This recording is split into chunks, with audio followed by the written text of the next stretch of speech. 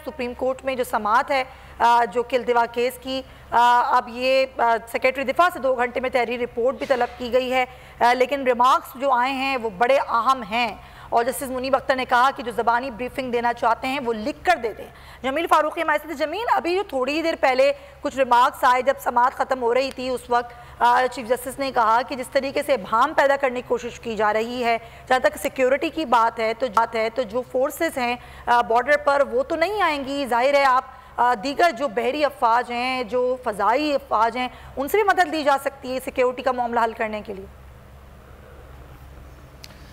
देखें, हुकूमत के आगे कुआं है, पीछे खाई है, और वो कुछ करते हैं, कुछ बन पड़ता है तो मरते हैं, नहीं करते तो मरते हैं। सियासत तो उनकी दफन हो चुकी है। अब उनके पास वाहिद रास्ता है कि किसी तरह स्टेट ऑफ डिनाइल में रहें। स्टेट ऑफ डिनाइल पिछले 3 दिन से इन्होंने कायम किए रखा मीडिया के ऊपर। इनके जो लाइक माइंडेड मीडिया हाउसेस थे उन्होंने एक aggressive negative campaign against the honourable जजेस of supreme court of Pakistan ने जारी रखी, जो कि इंतहाई अफसोसनाक थी। और जिस तरह फवाद चौधरी साहब भी कह रहे थे कि अटॉर्नी जनरल ने आते ही कहा कि नहीं, हम तो इस पर दलाइल देना चाहते हैं, तो इनका एलामिया कुछ कहता है, मीडिया के ऊपर इनकी कैंपेन कुछ कहती है, लेकिन इनके जो सुप्रीम कोर्ट के अंदर एक्शंस हैं वो कुछ और कहते हैं।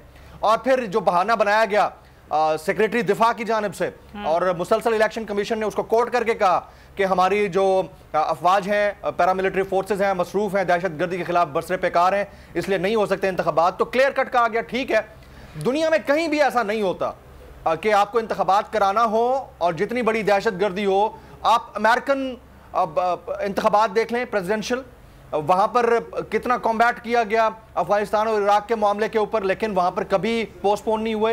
ईरान के अंदर आप देख लें, इंतखाबात को इतना डिले नहीं किया गया। अब पाकिस्तान के अंदर इवन मोहतरमा बेनज़ीर भुट्टो की शहादत के बाद मसलहतन चंद दिन के लिए आगे किए गए इंतखाबात, लेकिन इतने नहीं जितने अब बात हो रही है।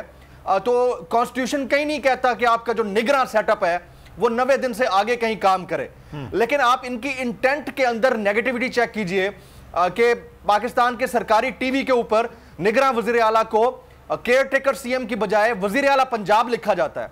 ये कहीं नहीं होता है। ये तो इंटेलेक्चुअल करप्शन है कि आप उनको बाकायदा डिजिग्नेट कर दें कि वो वजीर आला हैं पंजाब के, और वो बाकायदा बिहेव भी ऐसे कर रहे हैं जैसे उनके पास बिल्कुल हाकिम मुतलकुल अन्नान जैसी ही ताकत आ चुकी है। इसी तरह आमिर मीर साहब जो निगरां वजीर इत्तलात है पंजाब, वो ऐसे बिहेव कर रहे हैं जैसे उन्होंने 2 साल के लिए रहना है। तो मेरे ख्याल में this is high time for supreme court of Pakistan, जो कि अब 3 डायमेंशनल हम एक क्राइसिस मुल्क के अंदर देख रहे हैं। एक तरफ आप इकोनॉमिक क्राइसिस देखते हैं, दूसरी तरफ पॉवर्टी बैकलैश है, लोग बेचारे लाइनों में खड़े होकर आटा लेने की कोशिश में अपनी जानों से हाथ धो रहे हैं, और साथ साथ कराची जैसे शहर के अंदर ज़कात के नाम के ऊपर जिस तरह लोगों ने अपनी जानें दी हैं। तो मेरे ख्याल में this is high time for supreme court of Pakistan and lawyers community कि वो इस चीज को टेकअप करें। जो भी फैसला होगा कौम के वसीतर मफाद में, और हम बड़े होपफुल हैं कि अगर सुप्रीम कोर्ट ये समझता है कि 90 दिन की बजाय अक्टूबर में होने चाहिए, तो मेरे ख्याल में कौम को उसकी तरफ जाना होगा। और अगर सुप्रीम कोर्ट अपने रिमार्क्स के तहत जिस तरह रिमार्क्स आ रहे हैं उसके मुताबिक अगर अर्ली कराना चाहती है, जो कि कॉन्स्टिट्यूशन कहता है कि 90 दिन ज्यादा से ज्यादा आप कर सकते हैं, और अगर म्यूचुअल अंडरस्टैंडिंग से उसको 30 अप्रैल का टाइम दिया गया है तो 30 अप्रैल को करा लें। तो अगर ये हो सकता है तो इसमें कोई कबाहत नहीं है, बल्कि अगर हुकूमत ये वाली लॉजिक देती है कि हम तमाम असेंबलियों के इंतखाबात एक साथ कराना चाहते हैं, तो भाई आप एक काम करें, उन तमाम असेंबलियों के इंतखाबात आप प्री बजट कर लेना।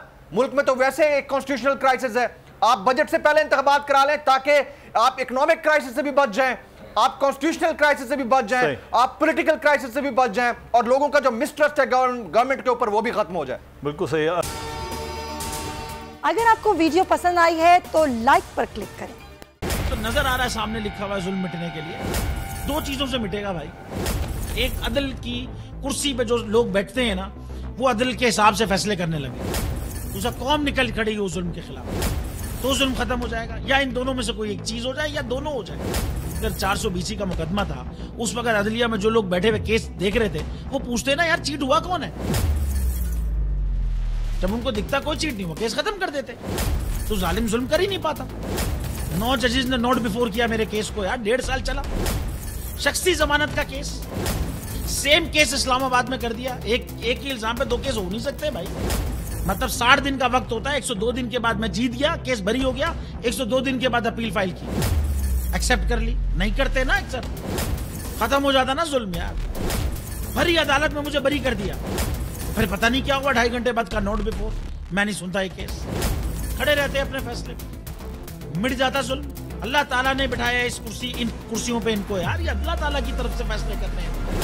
तो या तो ये फैसले आएंगे, जुल्म मिट जाएगा, या कौम खड़ी हो जाएगी जुल्म के खिलाफ।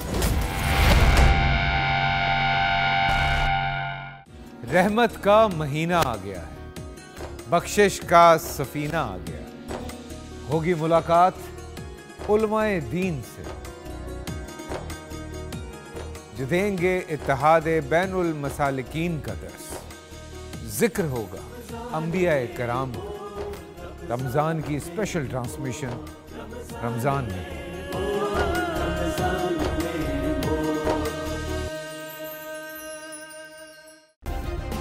सब्सक्राइब करें और बेल दबाएं ताकि कोई खबर रह न जाए।